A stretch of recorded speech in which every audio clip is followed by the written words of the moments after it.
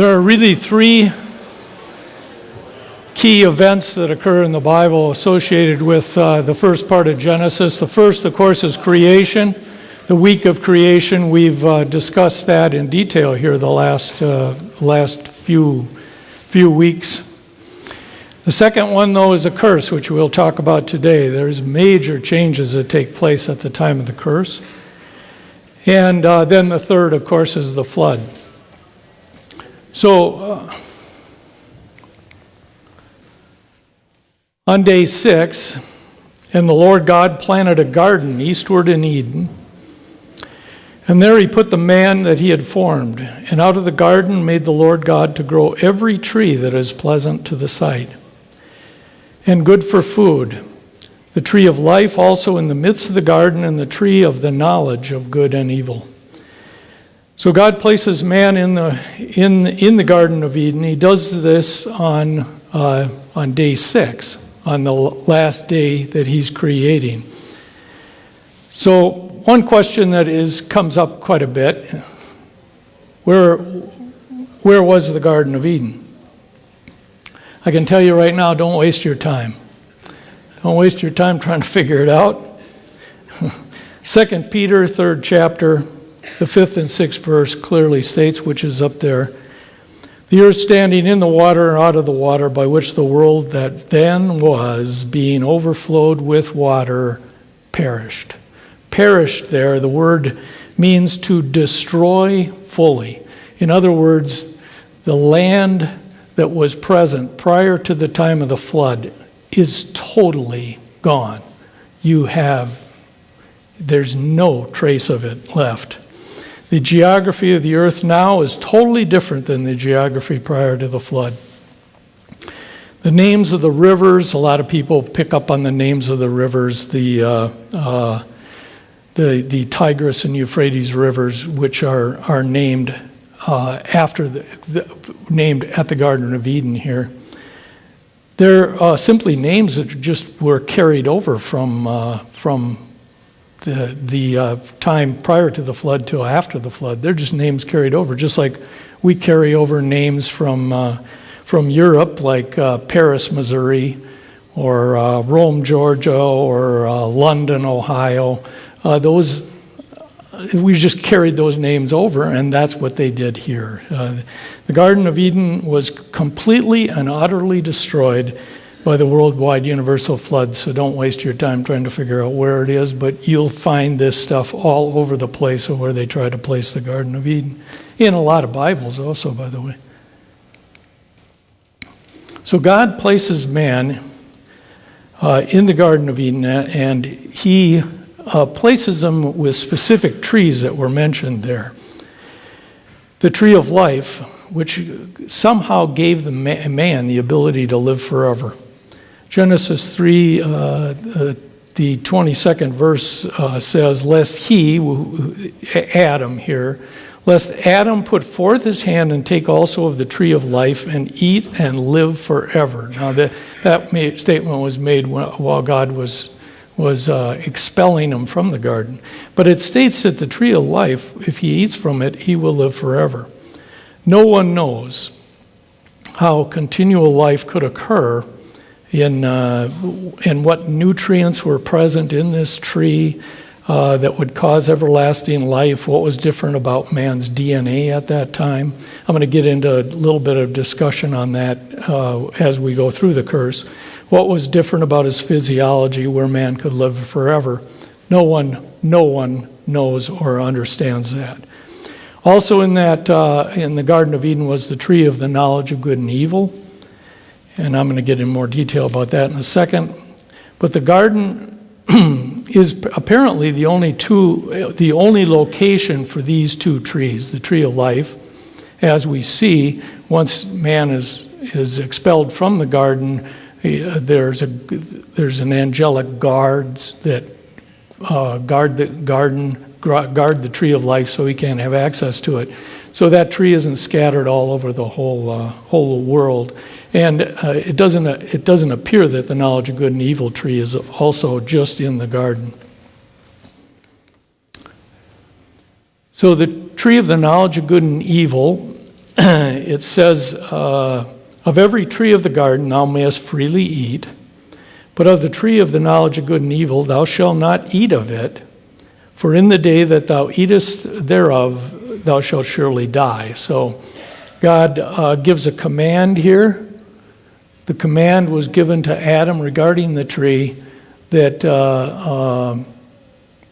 thou shalt not eat of it. And then along with that, he gives a warning.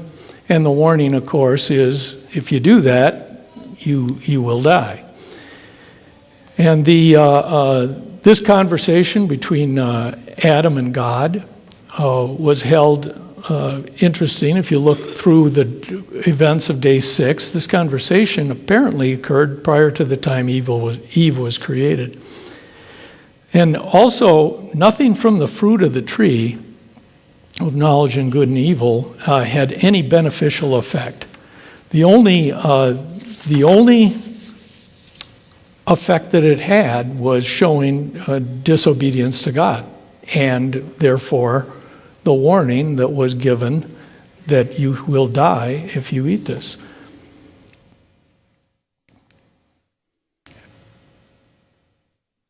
Oh, there it is. The Adam, as we looked at last time, was unique among the animals. He had the image of God, as man does. We looked in detail on that last week. Adam was the only animal, the only being at that time that was communicating and having a relationship with God.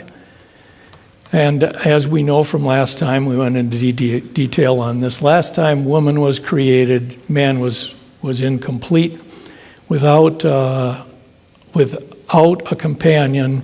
She was made as an equal, and she complemented Adam with abilities that she had as a female that the male just doesn't have. Marriage was established in Genesis, the 2nd chapter, the 24th verse. Therefore shall a man leave his father and his mother, and shall cleave unto his wife, and they shall be one flesh. Well, marriage is established there. It talks about a father and mother, and keep in mind, there's no father and mother around. I mean, there's Adam, and they're talking about a father and mother, although a father and mother, of course, doesn't exist at the time. He had neither, but it shows, like when Adam named all the animals, that he has a pre-programmed mind, you might say. I mean, he has intelligence, he has information already within his mind. And Adam and Eve, as it says, and I'm sure if you've been to weddings, you've heard many of these, Adam and Eve become one flesh. And in other words, the married couple is looked upon by God as one person. And I talked about that last time as far as using the word synergy, that two people working together can get more done than two people can separately. Now, man and animals were vegetarians, and this is, and I'm getting to all this because the curse changes a lot of this. In Genesis, the 1st chapter, the 29th and 30th verses, it says, "And God said, Behold, I have given to you every herb bearing seed which is upon the face of all the earth, and every tree in which the fruit of a tree yielding seed, to you it shall be for food." So the man was established as a vegetarian here, and then even the beasts and the animals that lived on land also, it says, to every beast of the earth, and of course the beasts are considered the wild animals that are out there, I have given every green herb for food. So God provides vegetation for food for Adam and Eve, and also for all of the animals. In other words, there were no carnivorous animals at this time, and that would include the omnivorous animals also. Omnivorous animals, man's considered omnivorous. A pig is omnivorous, for instance. In other words, they eat just about everything. So in God's perfect creation, there were no carnivorous animals, no animals that ate meat, in other words. So at the end of the creation week, In the 31st verse of Genesis, first chapter, it says, "And God saw everything that he had made, and behold, it was very good." Everything was considered by God at that time to be very good. It indicates that at the end of the sixth day, God's creation was not only finished, but it was absolutely perfect. This brings up an interesting question, too, about Satan. Satan had not fallen into sin at this particular time. Now, I'm giving you my opinion based on a lot of other people's writings also. There are people that may not agree here, and I'll tell you why, though. Why hadn't Satan fallen at this particular time? Well, when Satan sinned, he was cast to earth. And that is, if you want to look this up, Revelation 12, both verse 4 and 9. Also, the earth in 2 Corinthians 4:4 is identified as Satan's kingdom. It's he's the god of this world, in other words, and he's referred to that. So Satan couldn't have sinned prior to the time of creation, or if Satan had sinned in eternity without creation, there would have been no earth to cast him to. It didn't exist. So, also, if Satan sinned sometime during the first week of creation, and was cast down to earth at that particular time, then God wouldn't have stated that his perfect creation was very good. So based on that, the conclusion is that Satan had not sinned until sometime after the first week of creation. Now, the Garden of Eden, the third chapter, and this gets into the curse itself. Genesis 3rd chapter, first verse, it says, "Now the serpent was more subtle than any beast of the field, which the Lord God had made. And he said unto the woman, Yea, hath God said, Ye shall not eat of every tree of the garden." He places some doubt in Eve's mind of God's love and provision. And I'm not going to get into detail with that. I'll leave that up to the pastors, because I want to get into the scientific changes that occurred because of the curse. But here, Satan indwells the serpent. He indwells an animal, in other words. The serpent is an animal. But it's not what we would identify as a snake. Not at this time. It's subtle, as it says. Subtle. It's cunning, devious. Some of these things could be crossed over to Satan himself, his personality. But the comparison that is made in the third,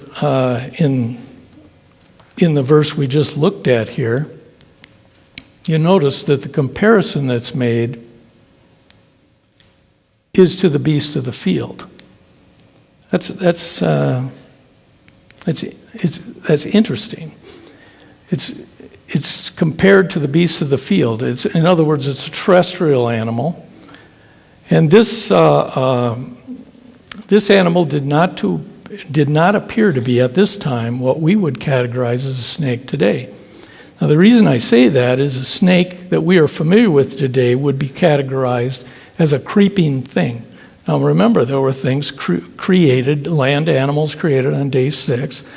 They were the domesticated animals, cattle. They were beasts of the field, which are wild animals, and they were also creeping things. Well, we would certainly, in the creeping things, the Hebrew word for creeping is ramus, which actually is the word for reptile. It's not compared to a reptile at this particular time. It's compared to a beast of the field. Well, some of the beasts of the field could be reptiles, but on the other hand, it shows you that we have no idea what this animal looked like.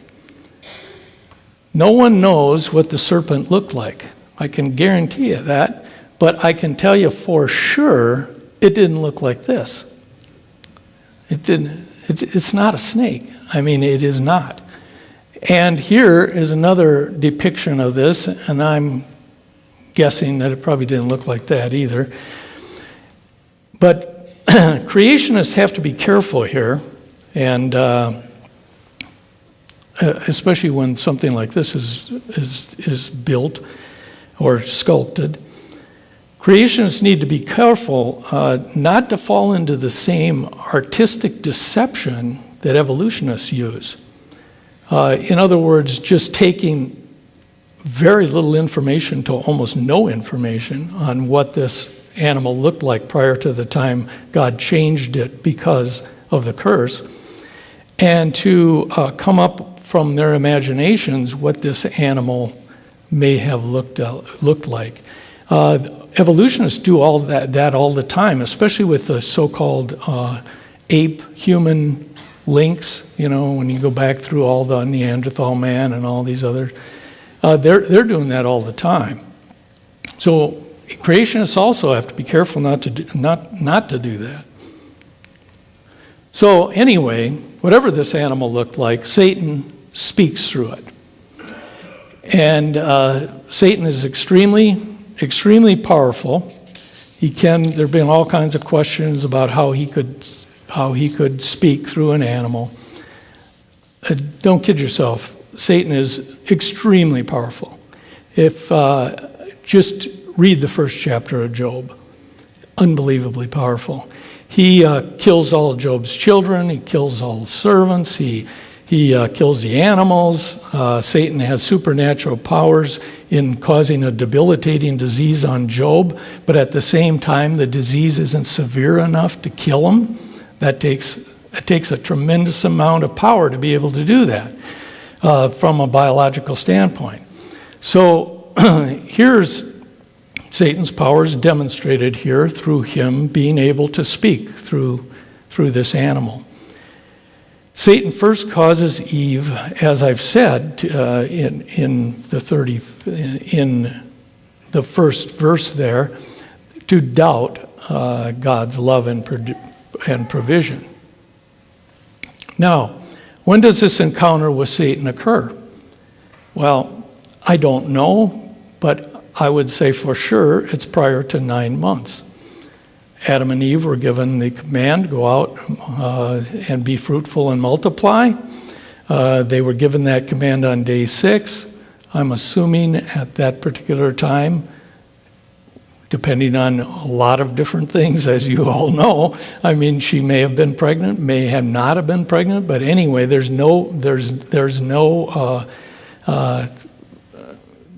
does not appear to be a baby at this particular time when Adam and Eve sinned. So it's before 9 months. That's about all I can tell you. Was this possibly the first time that Satan had talked with either Adam and Eve? That's something to consider too.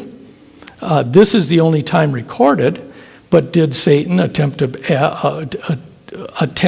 tempt Adam, for instance, before he tempted Eve? Did he tempt Eve in the previous, but his tactics didn't work? Remember, Satan is working for the first time with man here. He's not. He's tempting man, but he's learning as he goes here too. He's not omniscient. He doesn't know what man's thinking, so depending on his interactions. But whether this is the first time or not, I can tell you that no one knows. But it's interesting to speculate. If you look at the sixth verse of the 3rd chapter, and when the woman saw that the tree was good for food, and that it was pleasant to the eyes, and a tree to be desired to make one wise, she took of the fruit thereof and did eat. And this is probably one of the keys to this whole verse here, other than there's a lot of other things in there that cause you to sin, of course. And did eat, and gave also unto her husband with her. And he did eat. Notice that. Her husband was with her. So based on Eve's own senses and desires, Eve eats the fruit here. She immediately, though, gives the fruit to Adam, who, as it says there, was with her. So Adam fails miserably here.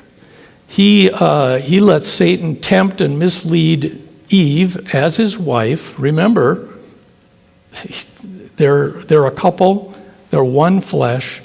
And rather than intervene in this situation and stop the whole thing and say, wait a minute, Eve, you can't do this, he does this right in Satan tempts her right in Adam's presence. So Adam fails miserably here, shows a complete lack of leadership on his part.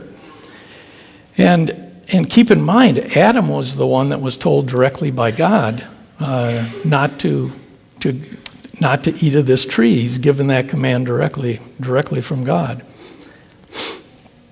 So Adam should have protected his wife. There's no doubt about that here from Satan's devious plans. Also, another thing is Adam was to have dominion over all the animals. Well, Satan indwells an animal to tempt Eve, and he should have known that he was given dominion over these animals, but here he let Satan have dominion over his wife and over him. There's a lot in this particular thing for pastors to talk much longer than I just did on this subject. So by eating the fruit, Adam uses his free will. He has a free will. And he uses his free will to reject God's right to rule over his life. And that's pretty much the definition of sin. I mean, rejecting God's right to rule over your life.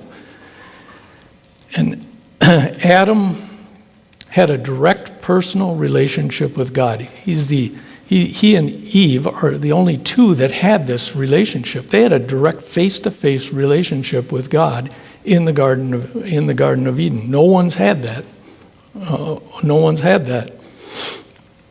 Adam showed himself to not be obedient here, to be disobedient. He did not respect God's authority in the one thing that God commanded him not to do, and he did it. So, what occurs? Well, one thing I want to tell you right off: God intervenes supernaturally. You can't take what occurred at the time of the curse and apply natural law and try to figure this out. The things that he does here are supernatural, just like when he created. So because of man's sin, God curses his perfect creation. The word for curse is execrate. Now, execrate is a word that isn't used very often anymore. It was used quite a bit back in the 1800s, but it isn't used now anymore. But it means loathing, abominate, condemn. The interesting thing about this word is an antonym, or the opposite of execrate, is kind of the idea of holy and sacred. So it's interesting when you think about that from a theological standpoint, because God uses, when he curses, in other words, he takes Adam and Eve, who are holy, and they are sacred, they're holy because they're sinless. They haven't sinned, so they're totally righteous and holy. But then because of the curse, they move over here and are moving far away from him. And the words like abominate, execrate, loathing all apply. So how do you get back onto this side? Well, we know through Jesus Christ, who of course came and lived a sinless life. So God uses his creative powers again, and he uses his creative powers to make supernatural changes to his creation here. Essentially, a kind of recreation takes place at this particular time, and I'm going to give you several examples of that. He first curses the animal kingdom. It's recorded in the 14th verse of chapter 3. And the Lord God said unto the serpent, because thou hast done this, thou art cursed above all cattle, and above every beast of the field. Upon thy belly thou shalt go, and dust shalt thou eat all the days of thy life. Well, we're going to deal with the serpent here in a second. But first, he curses the entire animal kingdom. Not just the animal that is there, but the whole kingdom gets cursed. It's all animals are included. It says in that verse, cursed above all animals. That means all of them are involved, and not just the serpent. It says all and every beast. So every beast is involved in this. So all animals are changed at this time, and they're changed in different ways. Their anatomy is changed, physiology, and behavior. Those things are changed with a lot of the animals at this particular time. Did every animal get changes? I don't know, but a tremendous number did. We just said that all the animals are vegetarians. That's over. Animals up until this time were vegetarians. We just saw that. In other words, they ate only plants. They're herbivorous, in other words, like cattle are. But the curse caused some animals to be carnivorous. And you can see here's a lion which pulled down a zebra. And so this lion was not carnivorous prior to the time of the curse. But because of sin, now they are eating other animals. The whole system of predators and prey is set up at the time of the curse. There are predator animals, an owl is a good example here, and they're prey animals. And here this young rabbit that this owl would be looking for is a prey animal. And you can take almost all animals and fit them into one of these two categories. Now, it's also, a lot of people get stuck on this because they say, well, this stuff, how did this occur? I'm going to talk about four various different theories that are proposed of what happened here. But just think of the changes due to the curse. Here we've got a tiger. I don't know if you can see it. He's got a bone and meat here, and he's obviously trying to protect his food there. But take a large carnivorous cat, like a lion or a tiger. This animal has the anatomy. Two huge, sharp teeth, unbelievably powerful jaws. We had some people in the area here in southeastern Minnesota that had these animals as pets, actually. Tiger, we had a 700-pound male Siberian tiger that came in to Zolman and I for veterinary care. And we had a couple lions that did also. The tiger, 700 pounds. You cannot believe an animal like that. He also has a physiology, not just the anatomy, but he also has a physiology when he has very strong stomach acids, enzymes, gastrointestinal enzymes to break down meat. I mean, that's the physiology of this animal. And the behavior of this animal, when you think about stalking and how they stalk their prey, the quickness and speed of these animals is unbelievable. And but they're made to capture, kill, eat, and digest meat. I mean, there's just no doubt about that. So how could they be vegetarians, in other words? And that's what I'm trying to say. I mean, at the time of the curse, there's a tremendous number of changes that take place in the tiger, for instance. Now, there's There are also other animals like the spider here. Well, that animal has unique mechanisms for capturing other animals. He produces a spider web. He's got the anatomy to be able to produce all this whole web. They can do it very rapidly, as you know. I mean, you go on to a fishing dock or something and knock all the spider webs off, and come the next morning, they're all back. So they can do this very fast. And what's that web for? Well, it's to catch other animals. It's to catch other animals for food. So that animal got that at the time of the curse. And also another one is, and this has been written up in some creationist publications, is the bombardier beetle. The bombardier beetle, on the other side, has a defense mechanism, so it isn't, so predators stay away from it. And that defense system involves unique anatomy and chemistry, which causes the animal, causes actually an explosion within the animal that shoots out hot gas. And this is for protection from predation. And this trait in the bombardier beetle has many chemical and anatomical components in place that they all have to be in place and functioning correctly at the same time for this all to work. Well, why would this animal have needed all this if there was no predators around?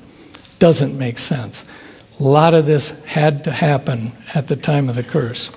So, the question becomes, how did these unique characteristics in these animals, there are many others that I didn't cover, of course, how did these unique characteristics associated with the predator-prey relationship of animals, how'd they come about? Especially when you consider that all animals were vegetarian prior to the time of the curse. Well, there are, and we'll go through these, 4 theories that are presented.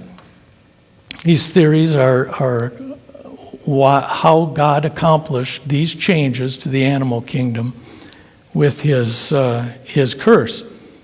So we'll take a look at all 4 of these theories. So the first one is the predator characteristics in animals were not designed for that purpose.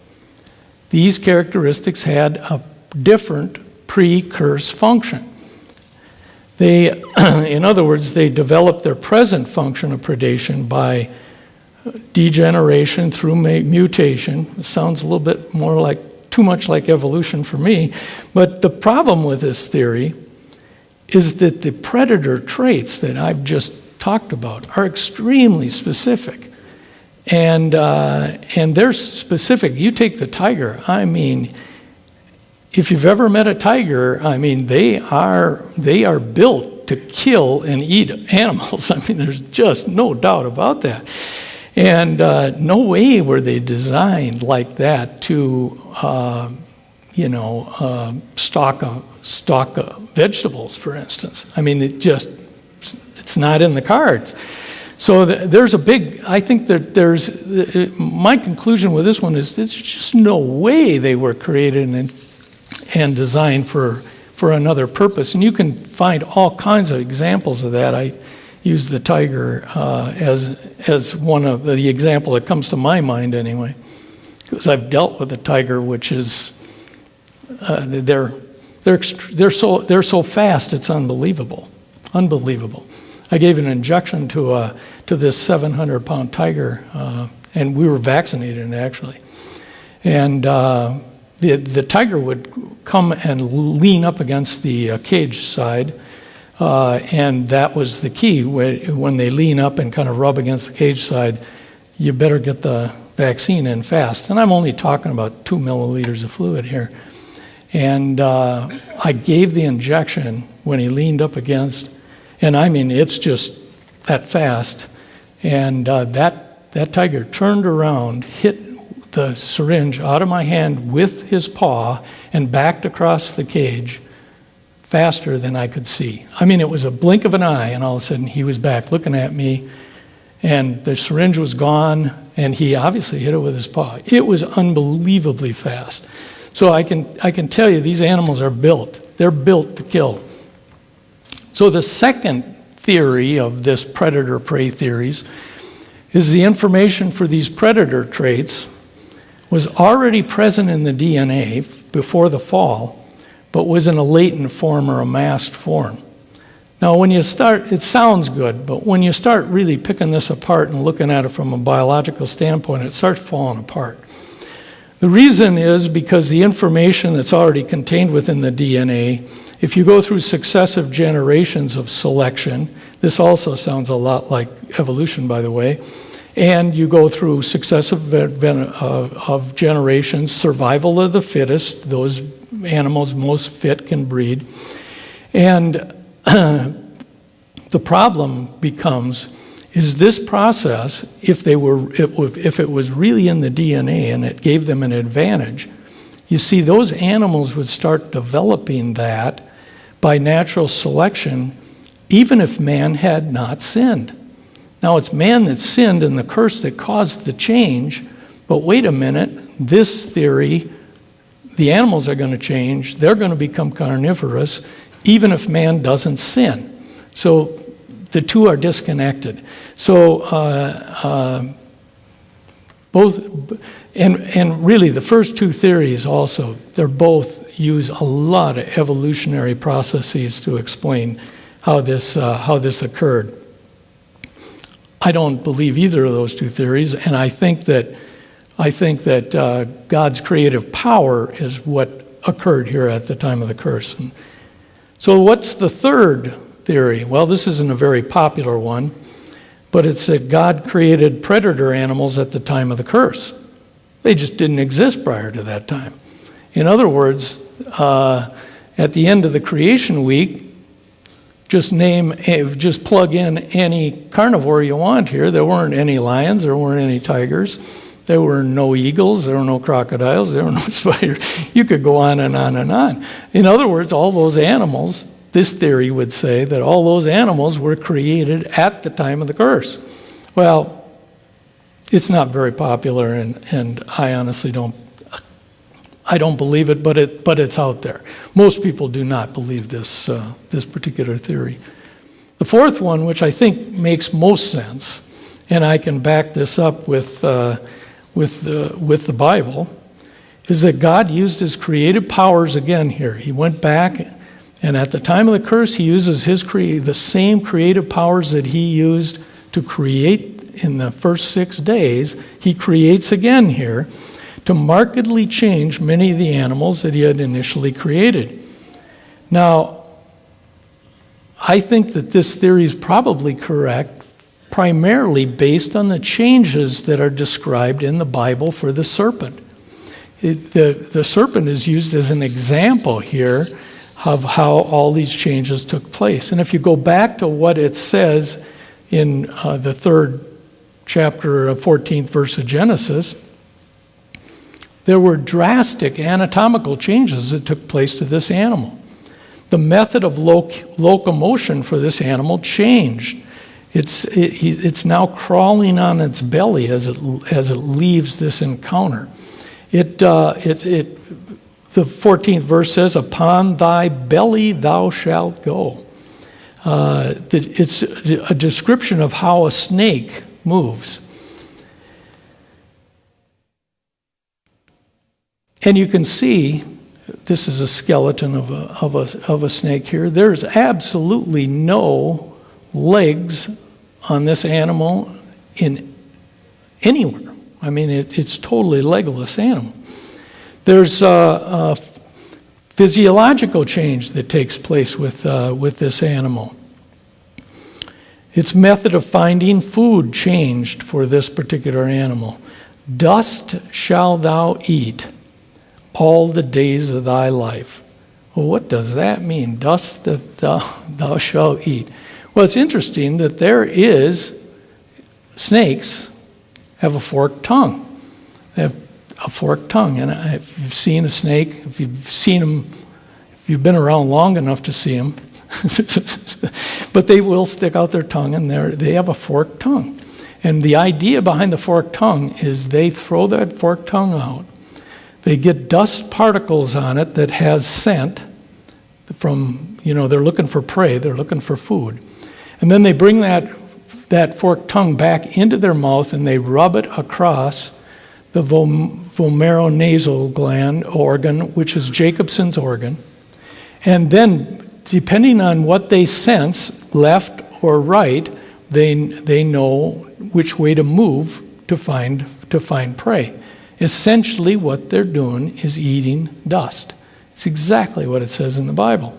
So it's very, very interesting, and this occurs at the time of the curse.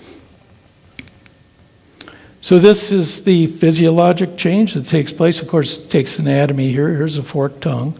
He flips it back into his mouth, and this is that Jacobson's organ, which is connected to his brain, and then that brings the signals back into his brain, and he'd be able to figure out where a mouse is, or some other kind of rodent that he can, or bird that they can attack and eat. It's interesting that they keep in mind also, when the serpent left this encounter with God, it was on its belly eating dust. In other words, whatever this animal was before, it's changed right there, and when it leaves what we would identify as a snake. It also had, and it has to have this change also, there has to be a change in the DNA. There has to be. Because successive generations, when that animal breeds, have to have those same characteristics to pass on to the next generation. That's true with any of theirs. That God, when he cursed, he not only cursed things that changed for the animals and the plants and man and Adam and Eve, but he also had to incorporate that change into the DNA.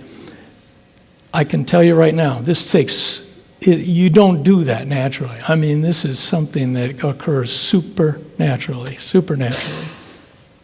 Well, I'm about out of time here, but I think God deals with Satan here also, and I'll probably end with this. And the verse 15, he says, "And I will put enmity between thee and the woman, and between thy seed and her seed. He shall bruise thy head, and thou shalt bruise his heel." Well, he puts enmity between Satan and the woman, which is hatred, antagonism. But then he goes on to say, and he gives the promise of the Savior. "Between thy seed and her seed, he shall bruise thy head, and thou shalt bruise his heel." That's a foreshadowing of what is going to occur in the future. If you break that down, what it says is, "He shall bruise thy head." Well, if you look at this, the woman between thy seed and her seed, well, her seed, of course, is Jesus Christ. Her is Mary there, her seed being Jesus Christ, and he, Jesus Christ, shall bruise thy, Satan's head, which is fatal. He has complete victory over Satan. "And thou, who's Satan there, shall bruise his," and that's Jesus, "heel." And of course, that's when Christ died on the cross. So so the promise of the Savior comes right, and this occurs prior to the time he curses Adam, Eve, and we'll go into detail of that next time.